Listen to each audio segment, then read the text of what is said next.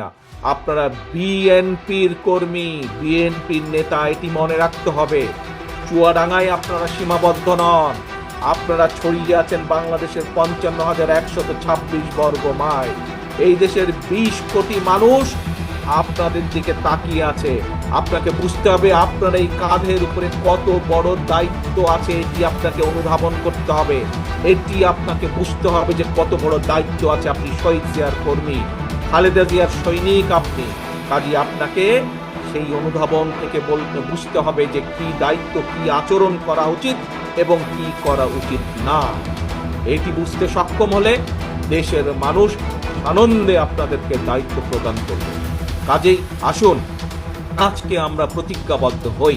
এখানে উপস্থিত প্রতিটা মানুষ যারা নিজেকে শহীদ জিয়ার সৈনিক বলেন, যারা নিজেকে খালেদা জিয়ার কর্মী হিসাবে দাবি করেন, প্রত্যেকটি মানুষ আজকে আমরা প্রতিজ্ঞাবদ্ধ হই যে আজ আমাদের আচরণ এই মুহূর্ত থেকে আগামী দিনগুলো প্রত্যেকটি দিন আমাদের আচরণ হবে বাংলাদেশের মানুষের প্রত্যাশা অনুযায়ী।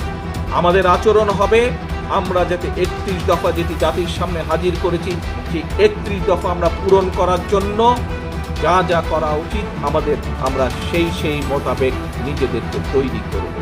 এই হোক আমাদের প্রত্যাশা, এই হোক আমাদের প্রতিজ্ঞা।